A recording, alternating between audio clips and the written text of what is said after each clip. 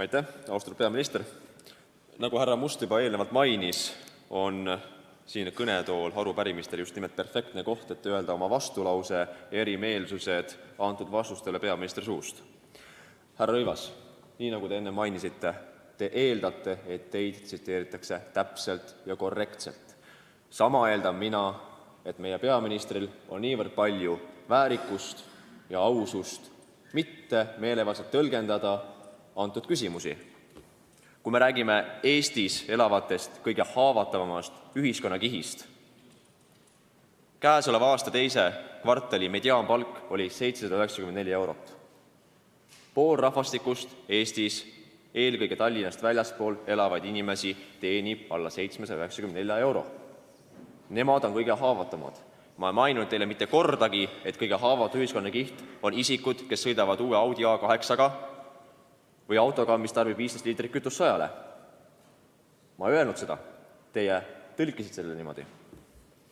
Need inimesed, keda mõjutab ka kütuseaktsiisi tõus, mis ei ole kahjulik tarbimine, samaväärselt nagu on seda alkohol või tubakas, neid mõjutab see kõige hullemini.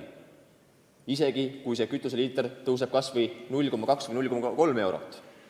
Aga need inimesed peavad sõitma igal hommikul 20-30 kilomeetrit tööle, kasvatama lapsi ja hakkama saama selle alla 8-eurose palgaga. Ma mõistan, et teil ei ole selle kohta arusaamist, sest teil seda muret ei ole, aga neil inimestel on see mure. Teine asi. Te toote näiteks mitme aasta taguse kütuse hinna, kus see lagi oli 95, bensiin 95, 1,45 eurot. Tõsi, oli.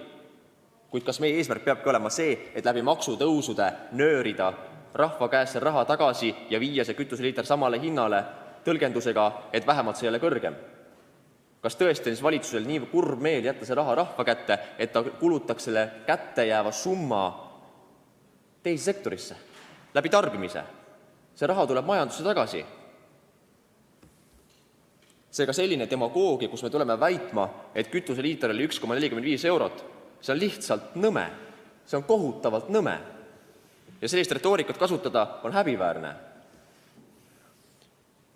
Kolmandaks, demagoogitseda siin saalis, mida vaatab ka kusjuures otse ülekandena väga palju eestimaalasi, teemal, et kõik aktsiisid on kahjulikkuse, kehva tarbimise vähendamiseks, on jällegi vale.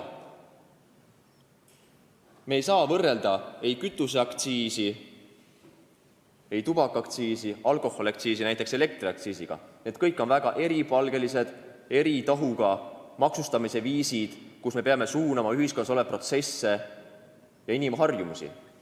Jah, ma mõistan loomulikult. Meil kellelgi ei ole kahju tõsta alkoholiaktsiisi. Me kõik oleme kahe käega poolt see. Tõesti, ausalt. Te ei pea tulema meiega vaidlema sel teemal. Aga me oleme vastu valelikkusele. Me oleme vastu, kui tulete valetama siia otse rahva esindajate ette, et kütuse ostmine on kahjulik tarbimine, mida tuleb maksustada veel rängemini ja veel kõvemini. Teie olete inimene, kes peaks näitama eeskuju Eesti rahvale ja olema see tõeline patrioot, kes näitab, kuidas käituda, kuidas tarbida ja kuidas sõita. Ja viimaseks, ma tean, et järgmine kord te räägite täpselt samasuguse retoorikaga ja midagi niikuinii ei muutu, kuid ma arvan, et selle tänase päeva eesmärk oleks see, et te vähemalt õhtul magama minnes te mõtlete veel kord selle päevas toimunud üle ja natukenegi muudate oma retoorikat ja oma kõneviisi ja demagoogia kasutamist. Aitäh ja edu teile töös! Kui peaminister